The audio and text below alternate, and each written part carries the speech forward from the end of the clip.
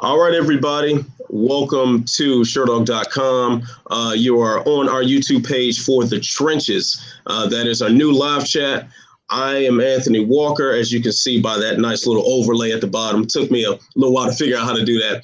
I'm joined by the man himself, Mr. Jason Burgos. I tell the people how you doing today, my man. I'm doing great.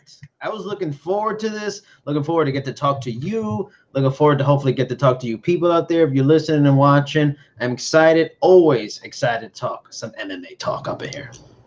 Oh yeah, man. We got a nice load of questions to start things off with. But I guess before we go straight into the questions, I do want to say that we have some good action coming up this weekend. So I'm pretty sure one of the things that we're going to be talking about is Bellator 206, Gegard Mousasi and Rory MacDonald in that main event.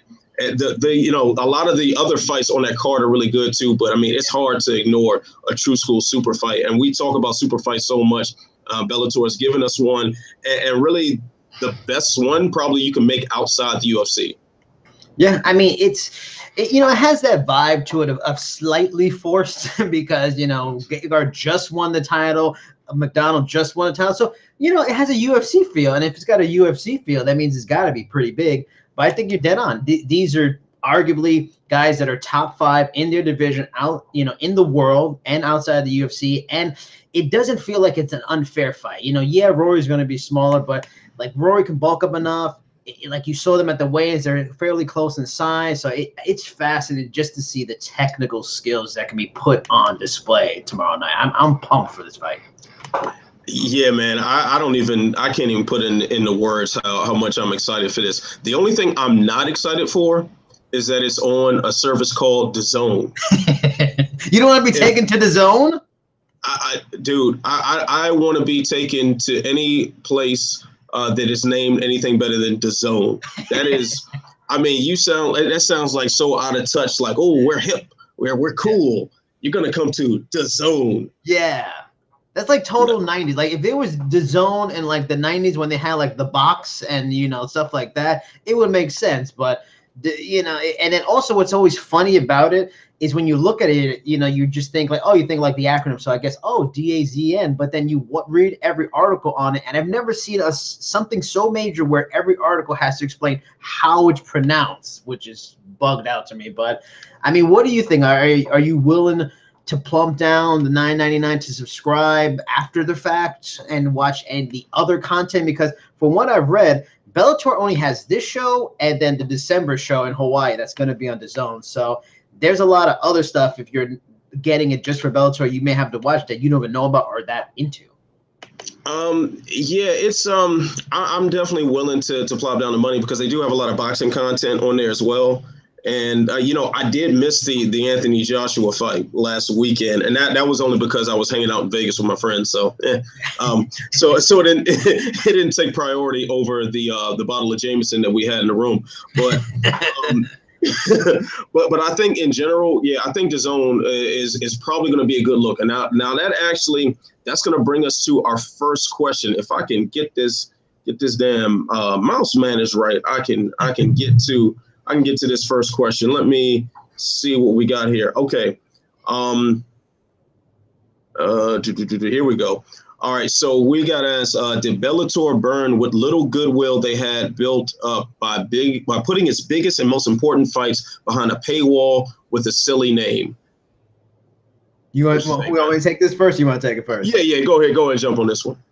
I don't think so because, I mean, this is the world we're kind of in now. Like, everything's moving to digital content. I mean, hell, UFC is about to go to ESPN Plus. I don't think anybody's saying, oh, they're burning their bridges with ESPN Plus. Yeah, it's weird, and yeah, it sucks that you have to go buy. But as a person who personally cut the cord about 1.5 years ago and I've been saving like $90 on not having cable anymore, or $10 for something like this that I enjoy and follow as a fan and as a writer is worth it. And plus, I mean, if you think about long-term, I would imagine the deal with DAZN is paying Bellator a lot of money. So if you're a Bellator fan and you're happy to get these free agents and bring in these big fights and have a secondary option compared to the UFC, they're making a lot of money where they can go get some big names, maybe a Cyborg Santos after she has the next fight. So I don't think so. I mean, it hasn't done anything for me. When I saw the move, I thought it was actually smart. It shows the growth that the Zone, which is already in, working with Eddie Hearn, one of the biggest promoters in boxing. So, I mean, I have no problem with it. I think it's a smart business plan. If it doesn't work out, they're already on Paramount. They'll just go back to everything on Paramount. And also, like in the advertisement, it's better. This could have been pay-per-view. This could have easily been a pay-per-view card where you're paying like $50, $60. You got to pay $10, and the first month is free. So I don't have an issue with it.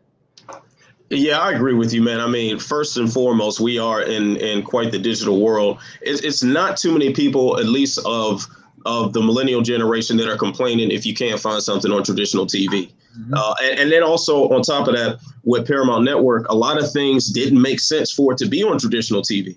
So when they rebranded from Spike, Spike was the man's channel. That was the channel that you go to every Friday night. You see somebody getting hit upside the head, whether it be boxing, kickboxing, or MMA. And before that, you can see cops slamming people into the pavement. Mm-hmm. You're watching reruns of Blade and all sorts of stuff that's really violent and really geared toward men of a particular age group that happens to be all in the combat sports. So now when you rebranded to Paramount Network and you got romantic comedies playing, and then tune in for this face punching, it doesn't really make a lot of sense. And also now, the one problem that they had at Paramount too was that there's time delay for all these fights. These tape delays, where tape delay has no business in high-level professional sports. That just doesn't make sense. The whole thrill about sports is to watch it live, to feel these exciting moments as they're unfolding,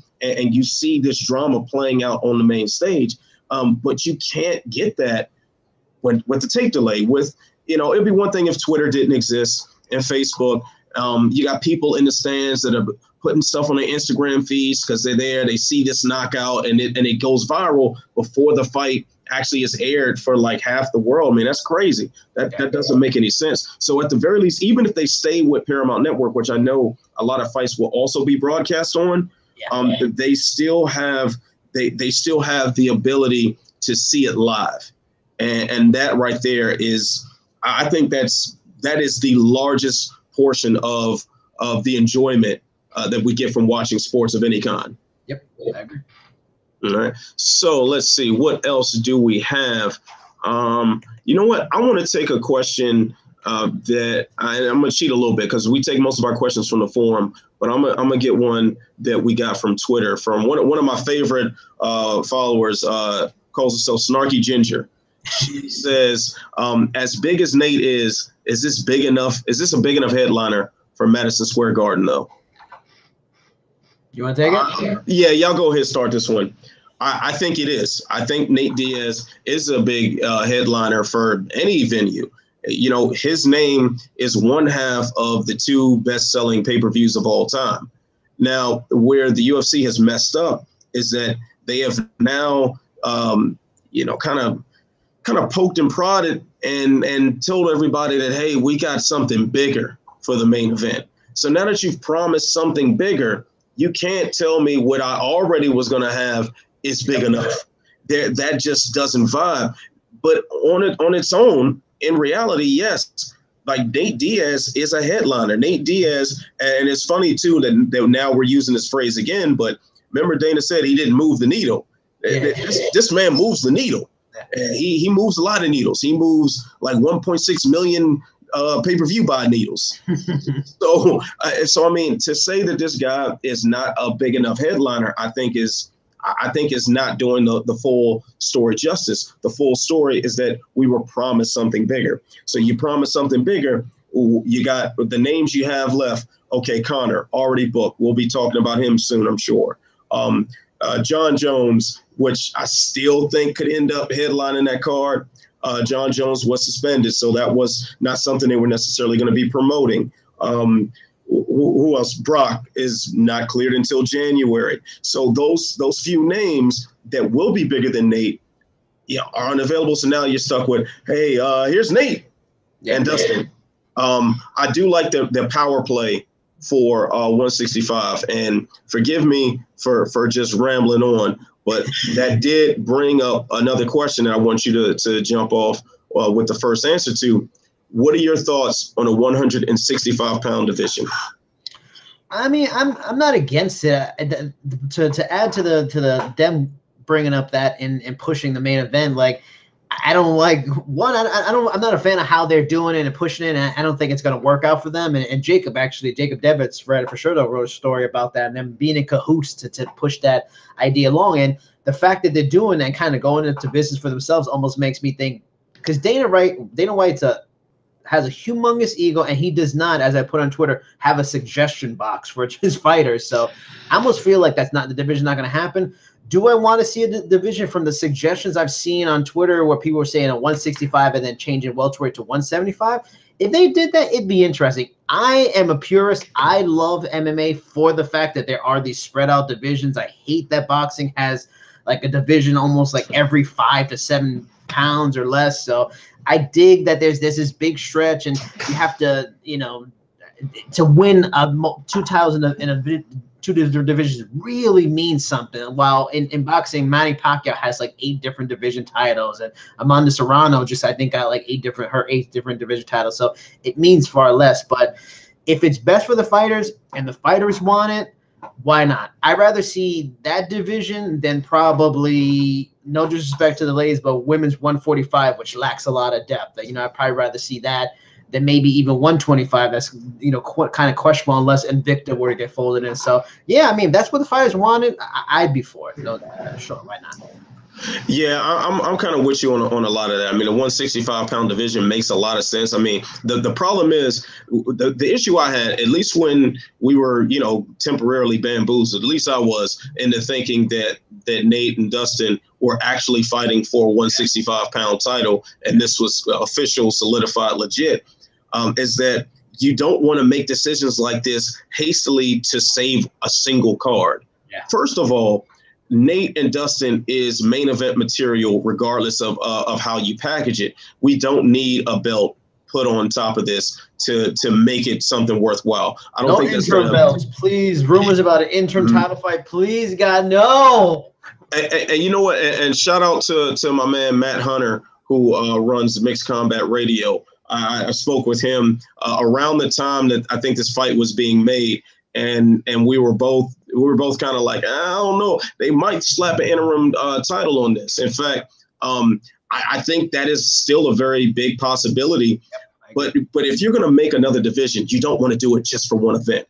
We saw what happened with this 145-pound female division that was made just, and it's not even a full division. It's not a division. It was a single fight for Cyborg that she couldn't make, and now you had Jermaine Durandamy and Holly Holm in there, and that became a big mess in multiple ways.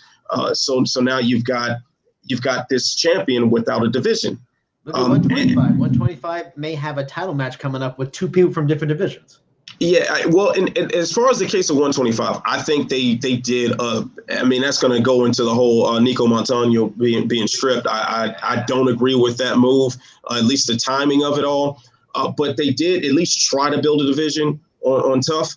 I do think it's a mistake that you're not going back to that well to further this division. But that's another story. I mean, a 165-pound division just out of nowhere throws a lot of things into chaos. So now what do you do at 170? So now you've got a 10-pound separation from 125 up to 155 to 165, and now you jump to 170, and then there's a 15-pound separation, and then there's a 20-pound separation, then there's a 60-pound separation. That makes no sense. So if you're going to put a 165-pound division, then okay, you got to move 170 up to 175. Then 185 stays the same. Then you got to put a 195 to a 205. You gotta build this up logically, and this is not something that you just want to do. Please tell me, put me in that room when you try to have that conversation with Tyron Woodley that now, okay, your division doesn't exist, yep, and you're not a champion. Yeah, try that, please. Please, like, I want to see video of that. That's not going to go over very well. You're not going to have a lot of cooperation. It's just going to piss off a lot of people. Even if they do want this division, you have to make it an actual division. Dustin and Nate don't make an entire division. Kevin Lee can be added to that, of course. Depending on what happens next Saturday, Khabib could be there. There are a lot of people that could be added to this division, and it would make sense. But you just don't do it because we needed a headliner for Madison Square Garden. And you know what? Another thing too. I know you're a New York guy, so so apologize if I'm gonna offend you with this. So in fact, let me make sure the camera's on you so you can so that people can see the look on your face when I say this.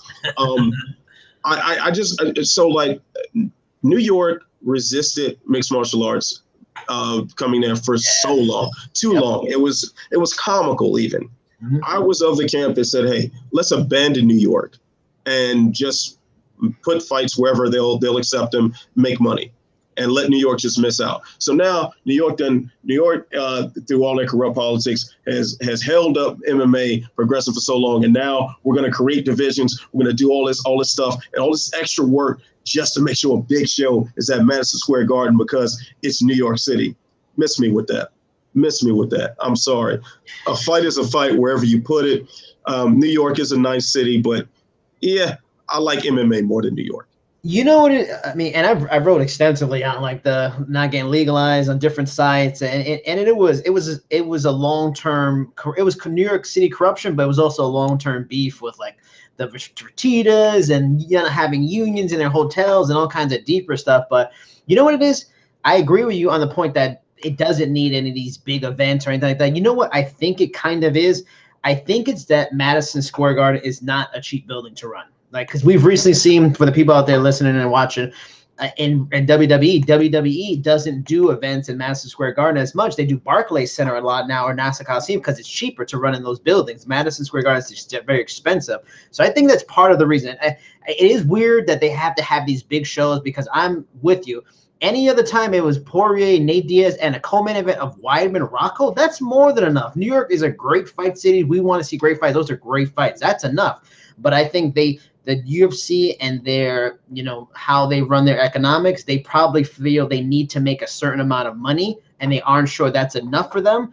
And they feel they have to put on these big main events to bring in money. And I think that's the only reason, because I feel like if this is at Nassau Coliseum, Barclays Center, this would have been the main event, no problem. And it might have been, like you said, I completely agree, interim title fight. They would do some nonsense like that. But, to try to defend New York a little bit, I think it's just that Madison Square Garden is so expensive to go in that even WWE, a company that's making, has a $96 value for a stock on that stock exchange, making billions of dollars, even they don't want to go in because it's too expensive. So that's part of it, I think. Yeah, I mean that's a perspective I didn't put in mind there, but I mean, Steve, you got Nate on the card. I was just wondering when they made that announcement. I was at the press conference where that was absolutely made official. Of course, it got overshadowed because Conor and Khabib was announced shortly thereafter. But the reception that Nate Diaz got, the drama around him arriving on time, and I mean it was superstar stuff that we were witnessing. So I was very surprised where they were like, okay, we're going to put another fight on top of that. I was, that's why I originally thought it was going to be an interim title fight, because one, interim belts get handed out like candy. But then also because, I mean, Nate Diaz is main event material. So, but what are you going to do? Let me ask you a question, because I tweeted about this. Now, Nate Diaz, him coming back is taking forever, but I agree, and you were there. Like, he does have a star appeal because of the Conor effect. That's what happens to some of these people that fight Conor. That's what superstars do, and he has that appeal now. But I don't know about you. I am absolutely tired of seeing a Nick Diaz story in my MMA feed. I'm tired of hearing, Nick Diaz said he can beat this guy. Nick Diaz hasn't fought in 3 damn years. Can we stop MMA media covering Nick Diaz until he comes back? Please. I am totally in agreement with that. As much as I love to watch Nick Diaz fight, I haven't seen it in so long. It's a distant memory. I haven't seen him win in even longer than that. So I'm kind of at a loss for words of why, his name just keeps it just won't disappear. And not that I want the man to disappear. I just want the man to fight. or to say, "Hey, I'm retired." That's all. So this whole game of getting on Twitter and and calling out people that you're not going to fight, it makes no sense to me. Not that the Diaz brothers are looking for my approval or your approval or anyone else's, and that's part of the whole thing. But I mean, come on now, you're making call outs to people that we know you're not going to fight. And we can say the same thing about a guy like Ben Askren, but at least we know Ben Askren's really, really good. And there's a lot of fighters we would like to have him see and fight, and we haven't seen it. And he's just fought recently. He can jump right in and have a good fight. This guy's for 3 years, and then he got a pop for using weed again, which is ridiculous. Whole other thing, but 3 years, people, please stop covering him for views, please. Yeah. You know what? And I'm glad you mentioned Ben Askren, because that goes into one of our next questions. So, I mean, I got to say the guy's forum name because it's interesting. Fluffer Nutter. Okay. Yeah. So, take that to your imagination. One of the questions he asked was, when are we going to get GSP versus Askren? Now, as you said, yes, Ben Askren calls out a lot of people, but he does have the intention of fighting them. Mm-hmm. He absolutely does. If the opportunities were presented to him, he would do it in a heartbeat. He is one of the best welterweights of all time, and he's got a hell of a resume, and he should have been in the UFC some years ago. However, I just don't see this happening, and not because of Ben Askren, not even really because the UFC. I don't see this happening because GSP has been holding out to fight, and he's had so many people calling him out, so many potential opponents. We're talking about the winner of Khabib Conor, which I think is another question that I was asked for this chat as well. We've been asked about Khabib or Conor. We've been asked about him fighting Anderson Silva. We've been asked about Tyron Woodley. And all of these fights make sense in their own ways, but he's saying it's not big enough. It's not big enough. So if the current UFC champion, Tyron Woodley, who has proven himself to be a dominant champion, that is just now starting to get the respect that he is really long overdue, if that's not a big enough fight, if a big enough fight is not to come back to the welterweight division and beat the champion for the belt that you never lost in the cage, if that's not a big enough fight, I just don't think Ben Askren is that big of a fight. Ben Askren is a big fight as far as we're concerned. We're fans. We're nerds for this stuff. But for the average Joe who's going to order a pay-per-view, who's Ben Askren? Yeah. And it's unfortunate because he is one of the best that's ever done it. This is the first time already. I'm going to have to disagree with you on Ben Askren as an old-timer, just because in a way he kind of reminds me of like Fedor in that he hasn't been in UFC. He was great, but at least Fedor, when he fought in arguably one of the best heavyweight division, probably the best heavyweight division at the time. So he fought Nogueira, he fought Barnett. Like Ben Askren, he fought a young Douglas Lima. I think he might have fought Koreshkov. It's a bummer because he is super talented. I really wish ONE FC will let him out of his contract. I know they won't, and I can't blame Bellator for not wanting to do a one-off with them, super fight. But I not in UFC. I just love seeing him in Bellator. Askren McDonald would fascinate me. If he could be Rory, that shows a lot. If he could be Douglas Lima, Koreshkov again, shows a lot. If he could be paid, all those great fights. But simple answer to the question: no, GSP Askren is not going to happen. You nailed every single point. I think. And also, I mean, in terms of I think shout out to Nicole Bosco. She writes for Fanside. She actually got to talk to GSP recently, and he said he didn't seem too much interested in Woodley. I think he said Woodley doesn't need to fight me, whatever, to be great. Also, I think he said not too long ago, no thanks, but no thanks on Askren. I remember hearing the story a long time ago that GSP had interest in going to 155, and that moment there, I think that's the plan. Because you said everything. There's all the great fight he could do, but he doesn't do it. There's one fight he will do. His manager Zahabi has said that he's looking for a juicy fight, big payday. Who's the biggest payday? Conor McGregor. They've been hinting at this for months. Conor McGregor and GSP, and everybody scoffs at it because it is ridiculous. The dude just won the 185-pound title, but he's talking about 185 was a bad thing for my health. 170, I haven't done anything to prove. Well, he's not going to go up. He's probably going to go down. And he keeps talking about legacy. What's worthwhile for my legacy? Well, we've got a bunch of added 2 division champions. Hasn't been a 3 division champion yet. That's a legacy setter. And Conor McGregor's humongous money. The UFC would do it in a second. I think I wouldn't be surprised, honestly, if GSP's at 229, which you're going to be at. Lucky to you, because I bet you he's there. If Conor wins, I would not be surprised we got a face-off between those two. Super fight, Conor McGregor versus GSP, honestly.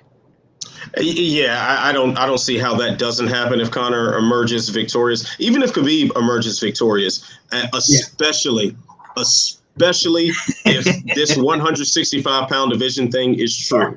Yep. I mean, this is just asking for champ status or whatever. How many champs are we going to cram up in the same? Like, I would love to see some of the press conferences surrounding that. How many belts are we going to see sitting up on the mantle? It's going to be nuts. But yeah, it's crazy, man. Like, this whole thing seems to be pushing in that direction, making this Conor versus GSP fight, which from a stylistic and just an athletic standpoint, it's just ridiculous. It's utter ridiculous. I don't know.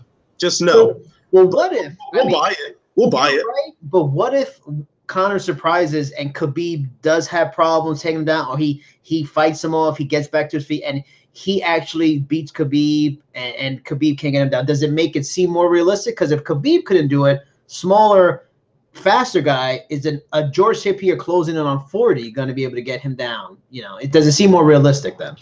You know what? I'll give you that. And for the record, my prediction is Conor by knockout. So I do think Conor is going to be able to handle that, and I'm sure there's a question sitting in my bank of questions about that.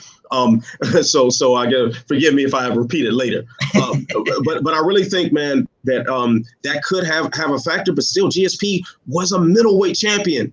He was a middleweight champion, and he was so dominant at welterweight. He took down and held down some very, very, very impressive people. Some very, very, very large gentlemen. Like, he finished Michael Bisping, who was a force at 205. And Conor, who was a featherweight champion. Is gonna make sure he doesn't get out wrestled, and not that GSP isn't just a wrestling threat as well. Like, GSP is an incredible striker, who is one of the first MMA guys to really have absolute clinical boxing into his game. So I have a very, very difficult time taking that fight seriously from a competition standpoint. Now, of course, next Saturday, if Conor does some crazy stuff and sleeps Khabib after stuffing a takedown, and we get to see more anti-wrestling at work, all right, maybe we'll see them when we see them after they weigh in, face off, and like, all right, you get to really get a gauge for the size differences. Okay, you might have me on board with that, but as of right now, once again, miss me with that. So let's see here. I got one question on the chat that I think will be a good one for us. I'll let you kick this one off. Okay. Since 10-8 rounds can run up the score, should Khabib's opponents train exclusively to finish him, with wins in 3 ways: by knockout, by tap out, and by blowout? Is he the first triple threat in the UFC? Wait, say it again. I'm confused on the question. Okay. All right. So it says, since 10-8 rounds can run up the score, should Khabib's opponents train exclusively to finish him, with wins in 3 ways: by knockout, by tap out, and by blowout? Is he the first triple threat in the UFC? I mean, I think his opponents already do try to train to finish him, because nobody's going to out wrestle him. Nobody's going to out grind him.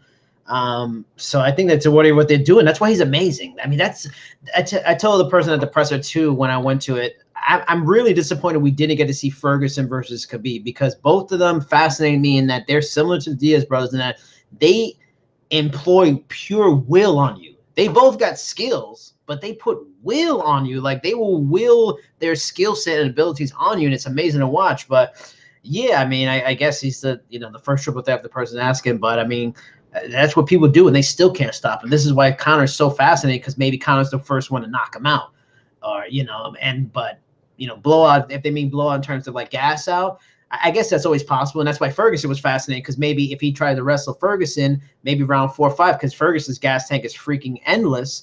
Maybe Ferguson, that's why I was wondering in that fight, maybe he would have submitted him in the 4th or 5th round. So, but no one's gonna decision this guy. So, I mean, that's what makes him fascinating, and these opponents coming up fascinating. Yeah, I kind of agree with you on that, because I don't see a lot of guys necessarily planning to outgrind him. I mean, it's not happening. And honestly, I don't think there are too many people when they game plan that they're necessarily looking for a decision. I don't think that's often the case. I think when you game plan, and I know maybe I'm just speaking from my own coaching experience, not that I have an extensive coaching resume, but from my experience in this, you look for holes.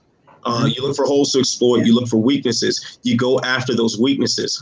Sometimes those weaknesses being exploited will lead to a finish. Sometimes they don't. And that's kind of where you're at with it. So with Khabib, you're looking at, all right, he seems to be vulnerable on the feet sometimes on his injuries, or he may have, very similar setups and he doesn't vary his entry points too much. So you try to exploit that. If you get a finish, be happy about it. But I don't think it's a wise idea to train just to finish anybody. This is MMA from a fitness standpoint is one of the most difficult things a human being could ever do. And you're going to wear yourself out something crazy, trying to throw everything you got, going for that knockout. You're going to screw yourself up on the scorecards if you pull guard and try to go for a triangle the whole time. Like that just doesn't work in the modern day era of mixed martial arts. So I'm not exactly thinking that's going to be the case, but I do dig the question though. That's a good question. All right, let's see what we got. What's another one? Oh, here's one right here. While we're on the Conor Khabib thing, someone asked me, Final Conflict 2005 on the forum as, and will you indulge in Conor's new whiskey named Proper 12? Now, I must say, by the way that question is worded, I would think that this gentleman has some sort of stake in Proper 12, because he would say, hey, you gonna drink some Proper 12? And he just answered, but he was like, this new whiskey named Proper 12. Like I could just see the guy holding up the bottle like this and doing like the Vanna White thing or whatever. Yeah. So yeah, I see you out there with your sponsorships, bro. I see you. Yeah. Pass the love. But yes, I will drink some Proper 12. I am a whiskey guy. I love my whiskey on the rocks. Basil Hayden is my favorite. I'll do Jack when I'm on the budget. I'm on a budget a lot, so Jack.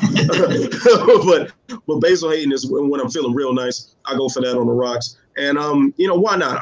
I'm gonna see what this Proper 12 is about. I'm sure when I get to Vegas, I'll have myself a nice glass, and I'll sip and I'll contemplate and think on life, and I'll probably be pretty damn fly, pretty damn sexy while I do it. So yeah. What about you, my brother? And considering that they're a partnership, they're advertising partner, I bet they're probably going to be at all the booths. There'll probably be free samples for everybody. I'm probably going to disappoint you and some of the fans. I'm not a whiskey drinker. I'm not even a big drinker.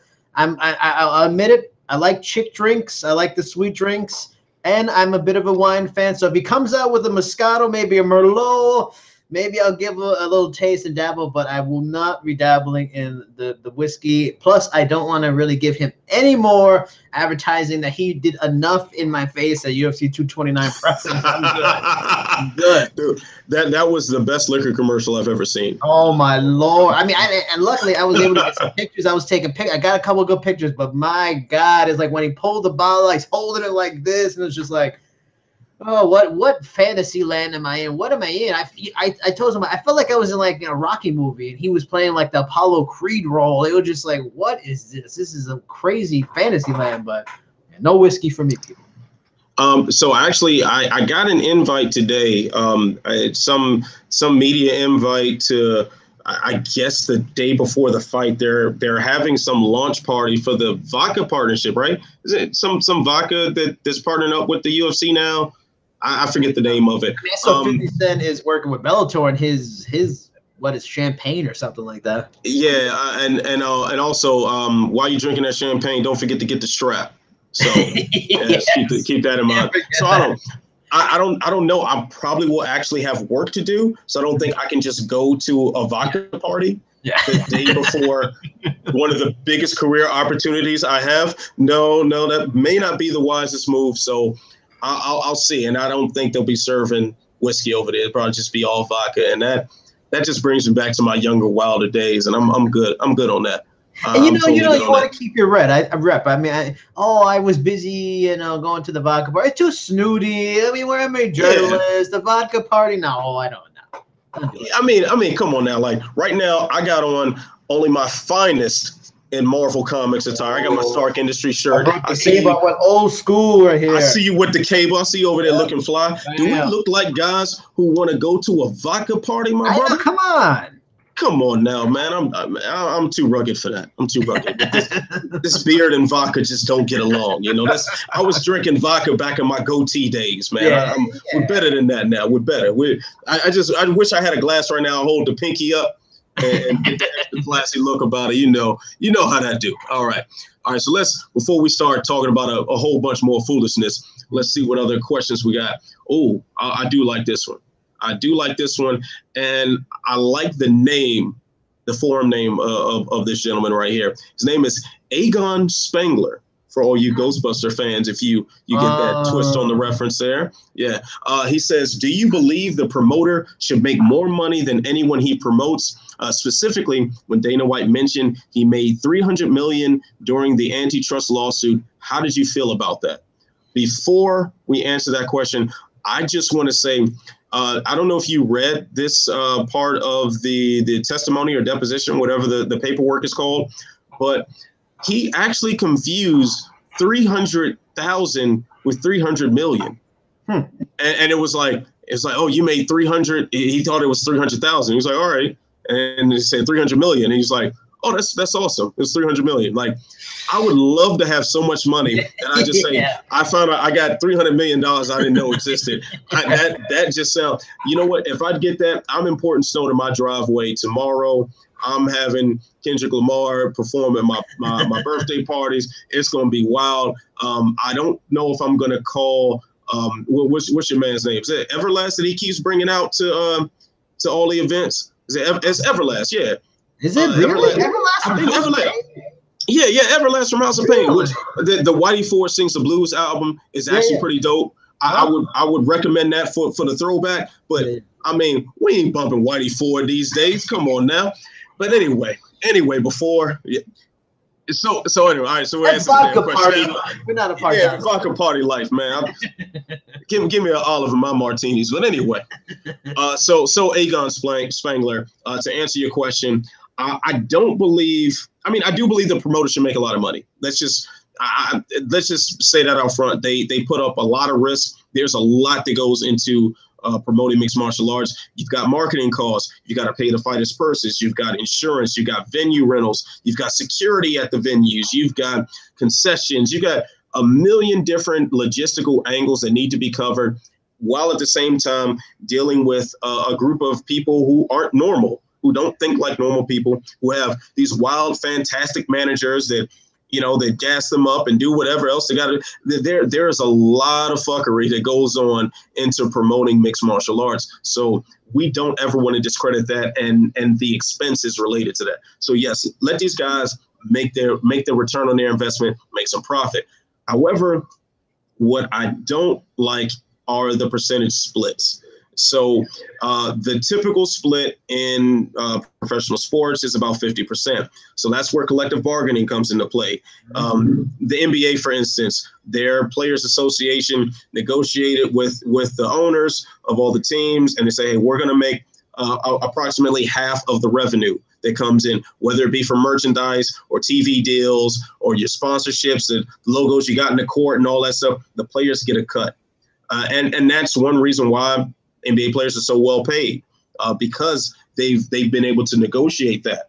However, from some reports that we've seen in the last several years, the UFC pays somewhere around like 15% of their revenue to the fighters. And it's a top heavy 15% at that. So that's not cool. That's not cool at all. One thing that a lot of people forget, when Strikeforce was folded into the UFC, I don't know if you guys remember this so much, but Dana was complaining a lot about how much money guys like Overeem and I want to say Josh Barnett was part of that group too. Yeah, he was. Yeah. So there was a complaint about that, and it was like, man, these guys get paid a lot of money. Well, that's because Strikeforce, I think they were partially owned by the same guys who own the San Jose Sharks, NHL team. And they were used to a 50-50 split of the revenue with the athletes and administration and ownership. So, like, following that same pay structure, oh man, Overeem's making way too much money. You know, you bring that mentality into it, and yeah, they're making too much money. But if you look at every other legitimate professional sport, that's just what it is. And quite frankly, these guys put a lot on the line, and they deserve to make some money. So, I mean, when we have fighters that are selling their fight kits and their Reebok merchandise to make ends meet, it's a problem. It's a big problem. Yeah. I mean, the question, if he's asking, should Dana White by himself make more money than one particular or 10 particular very highly paid popular athletes? Yeah, because in the end, those guys, yeah, they train, but they perform on that UFC stage 3 times a year less. He still works there every day. He still has a staff of hundreds and all these people, and you nailed it perfectly. What he has to worry about logistically and all that stuff. You know, that's just the world. That's just American capitalism. You know, bosses make too much, and especially the highest executives too much. Now, but if the question is, should the owner or president make more than the entire roster, which he pretty much does, then that's ridiculous. And that you nailed it. There needs to be collective bargaining. There needs to be all those kind of things, because if that's true, he's making $300 million. I'm fairly sure that's more than the entire roster, and their roster is what, 350 fighters strong. So if you're making more than, or even close to 350 people that are doing what they do, fighting on the low, producing as much money as they do, yeah, it's pretty ridiculous. And that's the saddest thing about the UFC situation, the MMA situation, even boxing, that there is a collective bargaining, especially in boxing. The idea of the independent contractor works because there's so many promoters, there's so many different fighters, so many different titles, so many different divisions. These guys are singular guys, but for the UFC, where it really is a league, every other league has collective bargaining, and the fighters have to get their share based on what is being produced. And that when you see fighters in the UFC level getting paid 25 and 25 at this point in 2018, it's crazy. And perfect example, I talked to 3 fighters from PFL this week, and getting ready for 3 articles I'm going to have this week coming up. One of them being Andre Harrison, Steven Siler, and Kevin Tiller, all going to playoffs, all having a chance to get $1 million. In PFL playoffs, if you lose in the quarterfinals, you will make still $50,000. All 3 of them losing in the quarterfinals would still be the best payday of their lives. And I asked them, does it make it worth it to be in the PFL because? And they all said yes. You know, Steven Siler said this is the best he's ever been treated by any company, the PFL. And Andre Harrison pretty much bluntly told me, he says to people that are the fighters, what are you in this for? Are you in it for fame, or you're in it for money? If you're in it for fame, go to UFC, be famous. Maybe you'll get sponsors. Maybe you'll make the side money. If you're in it for money, sound like PFL is an awesome opportunity because you don't have to talk trash. You don't need 50,000 followers. Just go in and win, and you can make a ton of money. They're going to make 50,000 for losing quarterfinals, 100,000 to lose in the semis, 200,000 to lose in that'd be runner-up.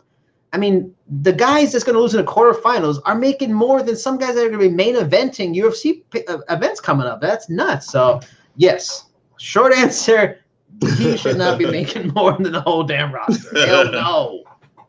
All right, so we got a question that's going to tap into our nerddom a little bit, and I know we're going to mess this up initially because I really want to think on this, but this is just too good of a question for me to just leave alone. So, Cedric Clark asks, "Yo, Ant, cast the X-Men with UFC fighters." Whew. That's too tough. That's like we would need to research and come back next week with that kind of thing. That's tough. I mean, all right.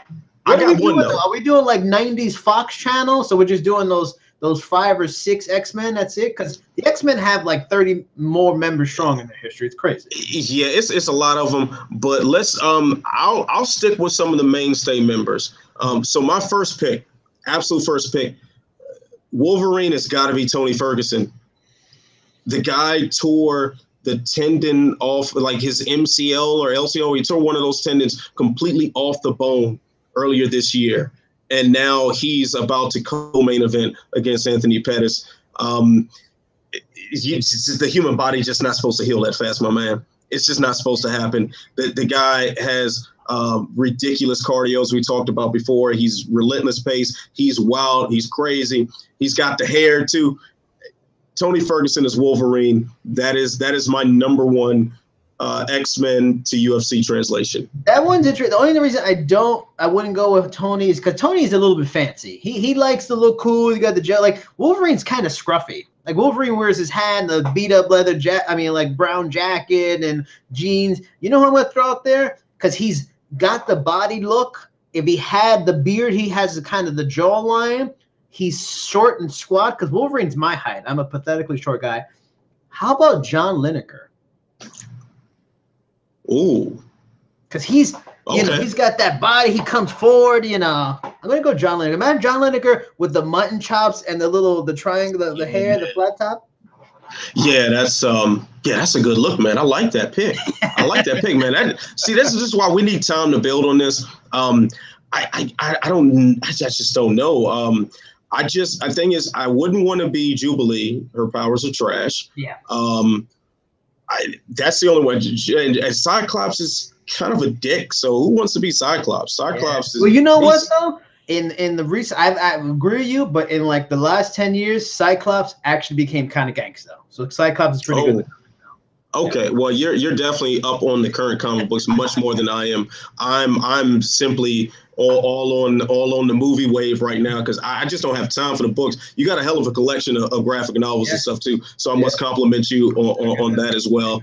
Yeah, well, I got a good one for Gambit, Luke Rockhold. Oh. Yeah. You know what? My first thought for Gambit was going to be Dustin Poirier just because he's from the region. Yeah. So, I mean, either way, we take a run. Hey, you know what, Cedric? Next week, man. In fact, tweet me. Please tweet me at Ant Walker MMA. We're going to build on this. You can find Jason. We put him back on the screen so you can get that Twitter handle, Cheap Seats Chat. Please hit us up. We need to talk about this further. We need to expand on that. And yeah, that's it. Let's see what other question we got. Wow. We got a troll question here. Why not? Hey Anthony, I have diarrhea. Can you treat it? What'd he say? Hey Anthony, I have diarrhea. Can you treat it? Oh my God. There's always that guy. Fuck out of here. All right, so we'll get back to actual MMA talk here. Let me find ourselves a good question. Let's see. All right, here we go. We'll stick with the 229 talk. What more could the UFC do to hype up 229? It's a week out, and there's been so little coverage so far.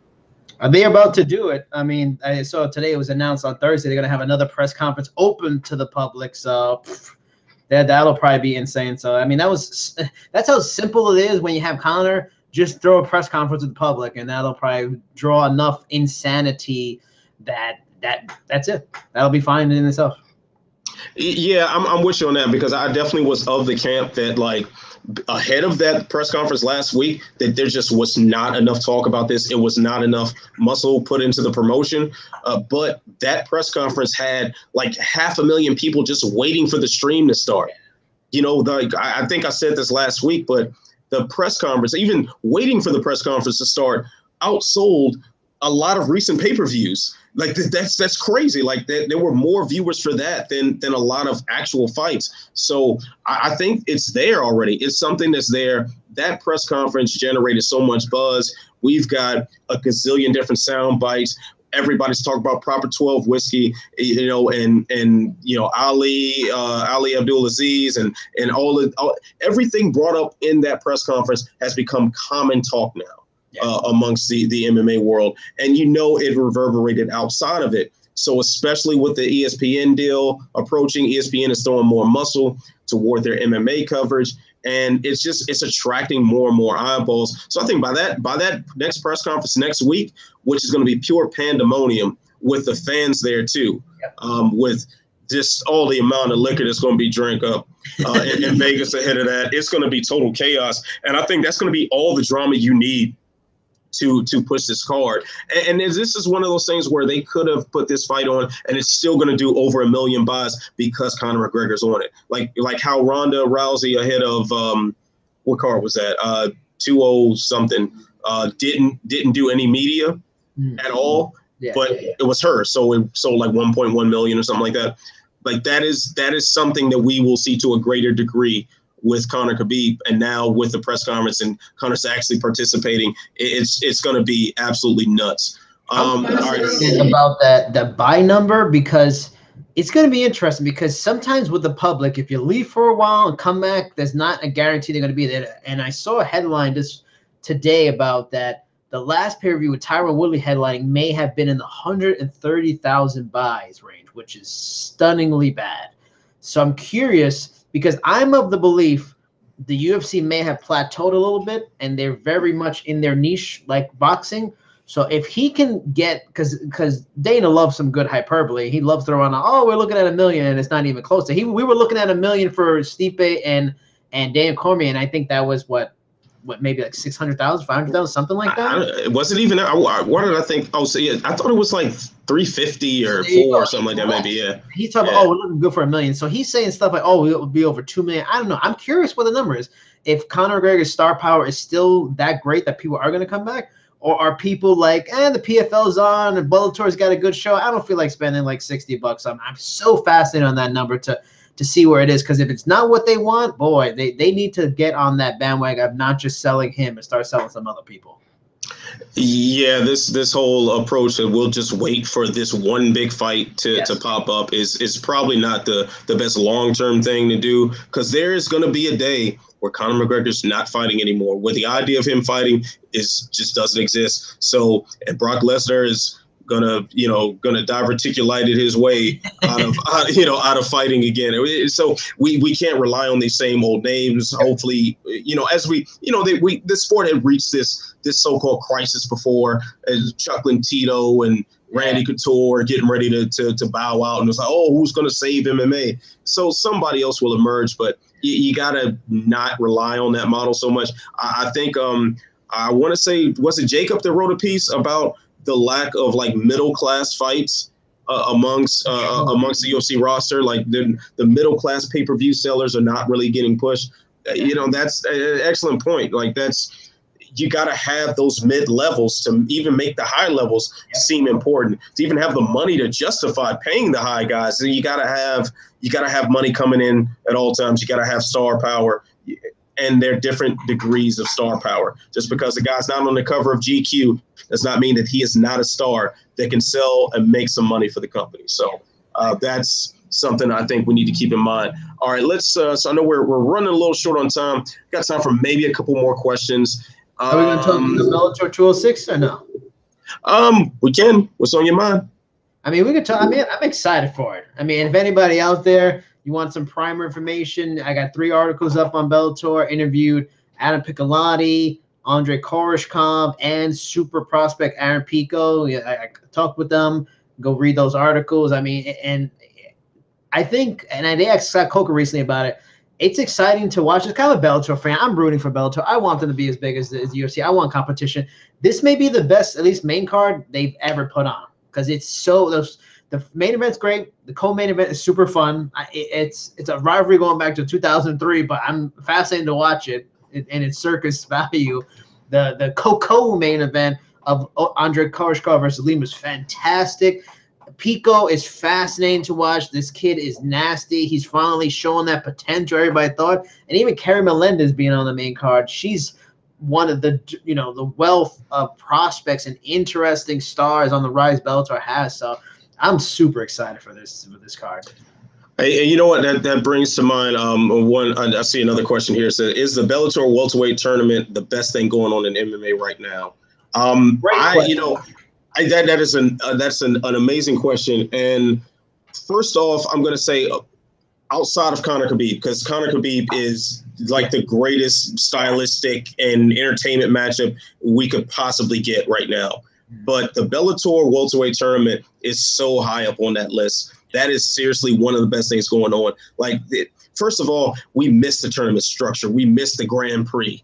That's such a great nostalgic thing. I mean, Scott Coker did the damn thing with the Strikeforce Heavyweight Grand Prix, Yes. and we've seen the UFC attempt tournament-like things a bit here and there. Yeah. You've seen it. I mean, just Tough is a tournament show, for instance, but not to the spectacle of a Grand Prix. So I think that alone, the nostalgia factor is going to be great. But then you look at the names. There are some amazing names on this.